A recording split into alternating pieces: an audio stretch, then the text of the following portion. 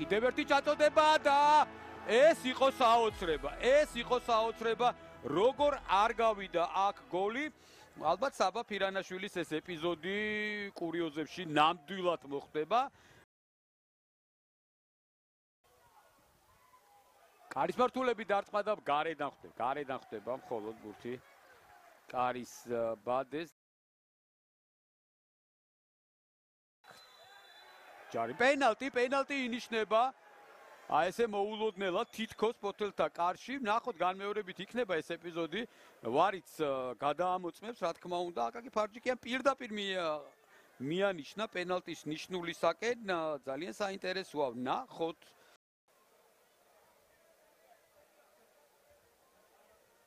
დაველოდოთ საჯის ვერდიქტს, არ ვიცი, მე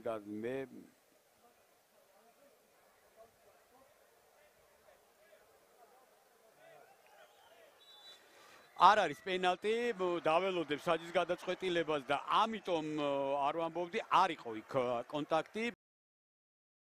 კუთხური გაითამაშეს, დასარტყმელია, არა, ჩააწოდა, დარტყმა თავიდან ანგარიში გაიხსნა. გორელებმა გაიტანეს 37 წუთზე გატანილი გოლის ავტორი არის ანდრონიკაშვილი. თავით რა კარგად გაიტანა, აბსოლუტურად მარტო. ეს დამუშავებული კომბინაცია იყო. ნებისმიერ შემთხვევაში თამამად შეგვიძლია ვთქვათ, რადგანაც აი ხა დააკვირდით რა სად გაკეთდა გადაცემა, სად გაიხსნა ანდრონიკაშვილი. აი ხედავთ. სიღრმიდან შემოვიდა ანდრონიკაშვილი, რომელიც საკმაოდ კარგად თამაშობს მეორე სართულზე. კიდევ ერთი გათამაშება ბურთის, ცოტა უცნაური, მაგრამ ბურთი ჩაწოდებულია, საჯარიმოშია დარტყმა და ანდრონიკაშვილს შეეძლო დუბლის შესრულება, რომ არა, ბულისკერიას კარგი თამაში ამ ეპიზოდში. ტიბუე საჯარიმოში დაარტყა და რა კარგად ითამაშა ბულისკერიამ და ასევე აღნიშნო ტიბუეს კარგი თამაში, თითქოს ისეთი დაფარული დარტყმა გამოუვიდა. ფოთელების ერთ-ერთი ბოლო იერიში შეხვედრაში და პენალტი 50 წუთზე. გადაიხედება ეს ეპიზოდიც რა თქმა უნდა და არ ვიცი ხა კიკაბიძე უკმაყოფილოა. პენალტის ნიშნულისკენ ხელი მიუთითა არბიტრმა, ნახოთ საბოლოო ვერდიქტი.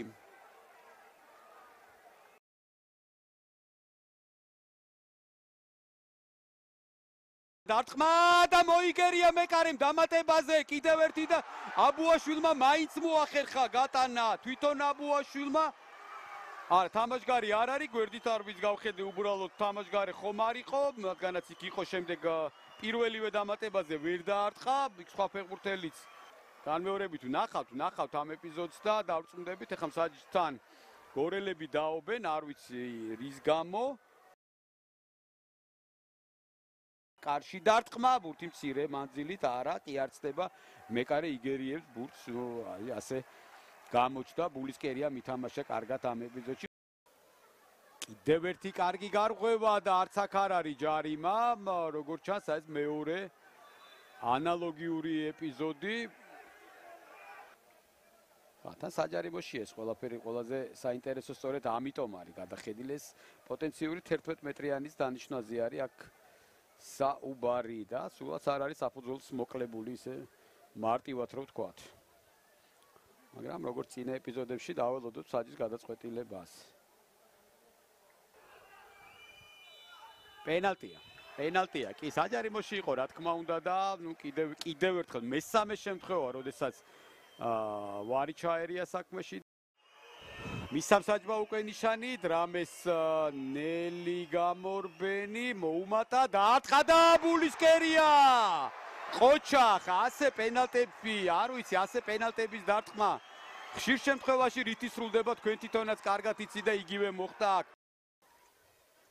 გაითამაშეს ბურთი, მაღალი ჩაწოდება, თავი დარტყმა და მცირე მანძილით. ხდება რა კარგი ეპიზოდი იყო, აქ დრამე გაეპარათ უკვე მცველებს, ეხლა კი ერთმანეთის გადაბრალებას აზრი აღარ აქვს.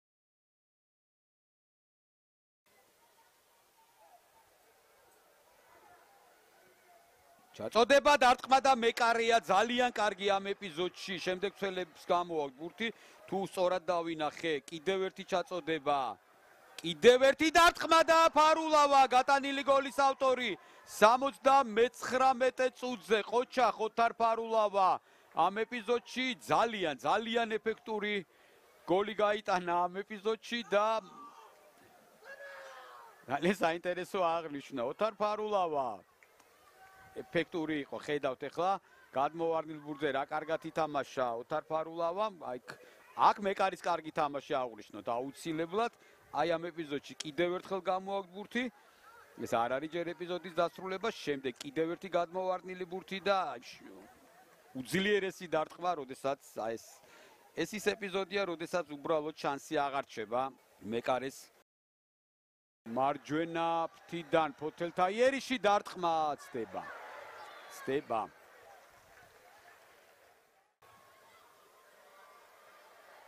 და პირიქით კონტრიერიში და რომარა ბულისკერია აქ ანგარიში შეიცვლებოდა ყოჩახ ისევ ფოთელთა მეკარე აი ეს რა თქმა უნდა ეს გოლთა ხელწერა მე ვთქვი ფიზიკურად გუნდი კარგად არის მომზადებული კიდევ ერთ ყვითელი ბარათია როგორც ჩანს კი ასია